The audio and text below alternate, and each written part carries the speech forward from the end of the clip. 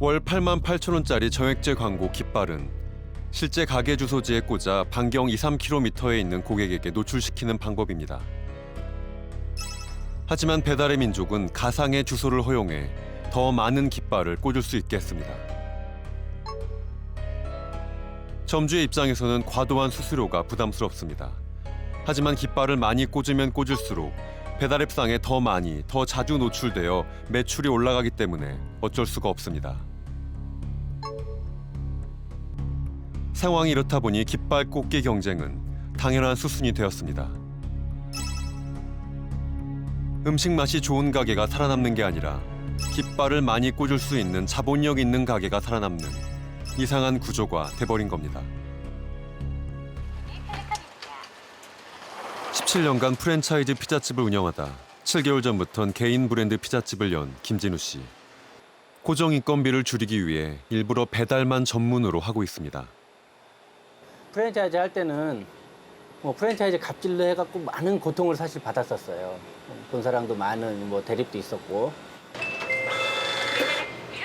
본사의 갑질을 견디다 못해 개인 피자집을 열었건만 생각지도 못한 또 다른 문제에 부딪혔습니다.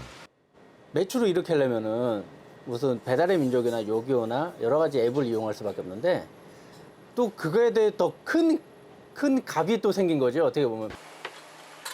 조금이라도 매출을 올리기 위해 주력 종목인 피자에 각종 파스타도 배달 가능 메뉴에 추가했습니다. 이뿐이 아닙니다. 얼마 전부턴 떡볶이 같은 부식류도 시작했습니다. 한 가지 품목만을 배달해선 승산이 없다고 판단했기 때문입니다.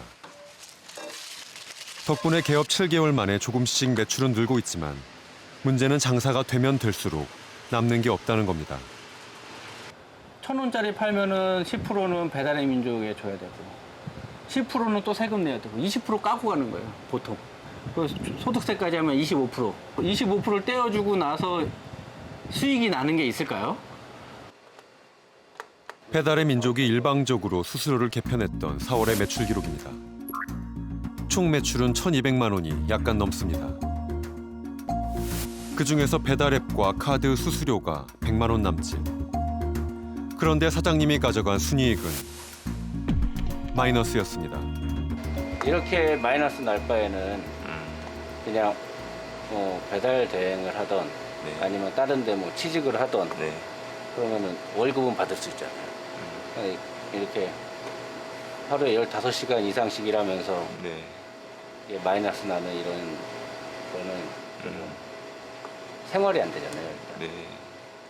지난 10년간 배달의 민족은 어떻게 점주들을 모집했고 수수료 체계를 바꿔왔을까? 처음에 무료로 다가오죠. 자기네가 이제 시장을 장악하기 위해서 마케팅 전략이 무료로 배포를 합니다. 무료의 프로모션 기간이 끝났고 33,000원을 내세요 그러더라고요. 그래서 33,000원 정도는 부담할 만 하잖아요. 그런데 어느 날 울트라콜이 나온 거예요. 그리고 55,000원을 내라 그러더라고요. 이거 뭐야? 그랬더니 아니 지금 이제 그런 영업하시는 분들이 지역에서 어차피 파워콜 위에 올려드릴 거다.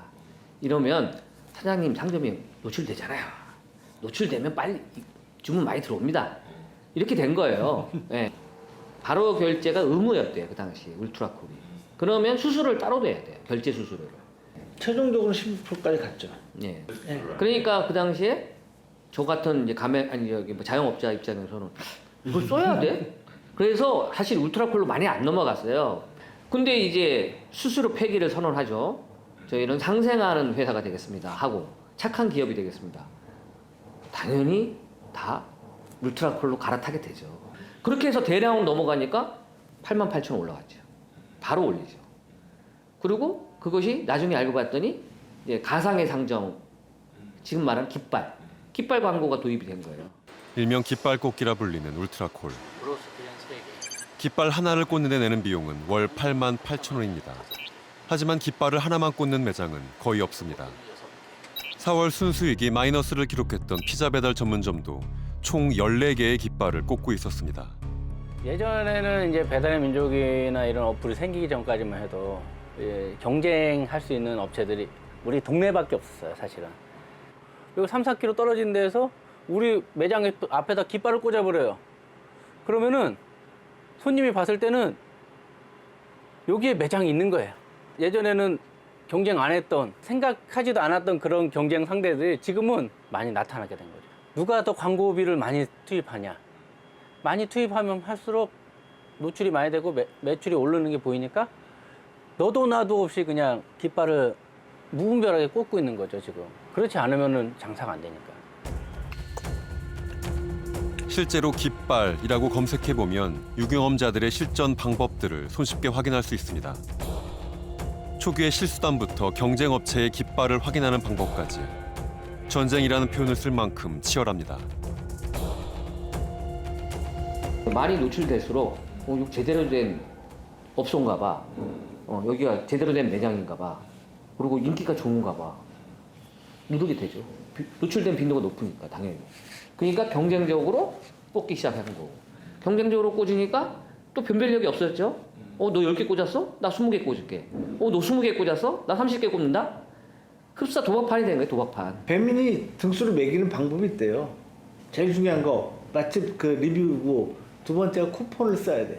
쉽게 말해서 배민에 돈을 투자한 사람만이 거기에 올라갈 자격이 생겨요. 그러니까 계속 돈을 쓰게 만드는 거예요. 어느새 배달앱 시장의 거대 공룡이 되어버린 배달의 민족. 시작은 지난 2010년으로 거슬러 올라갑니다. 아직도 전단지가 종이 전단지가 유일한 광고였던 배달 음식 시장의 혜성처럼 나타나 민족성을 자극하는 독특한 이름으로 눈도장을 찍었습니다. 독일 딜리버리 히어로의 거액의 인수합병됨으로써 많은 이들이 부러워하는 4차 산업시대의 대표적인 성공 모델이 되었습니다. 대표적으로 배달의 민족이 그런 성공한 벤처기업이다 보니까 그 독점적 지위에 있는 독과점 기업이다. 시장 지배적 남용 행위를 하고 있다. 이런 데 초점을 맞추기보다는 배달의 민족이 그 기업 거래에 성공해서 큰 돈을 벌었다. 성공한 모델이다라는 것들을 보여주는 데 너무 좀 기울어져 있는 것이 아닌가 이런 생각도 듭니다. 그러니까 본질로 보면 플랫폼을 구축해서 특정 시장에 진입을 하고 그리고 이제 플랫폼에 참여하는 참여자들을 어떤 식이든지 많이 확보를 하고 그다음에 유사한 플랫폼이 있다 그러면 경쟁을 통해서 그 플랫폼을 퇴락시키는 이 출혈 경쟁 과정이 있는 거고요. 그러니까 새로운 플랫폼이 들어오지 못할 정도의 독점적 지위가 되면 그때부터는 이제 자기들의 일방적 정책 결정을 통해서 수익을 확대하는 방식으로 가는 거죠. 이게 이제 플랫폼 기업들의 본질이거든요.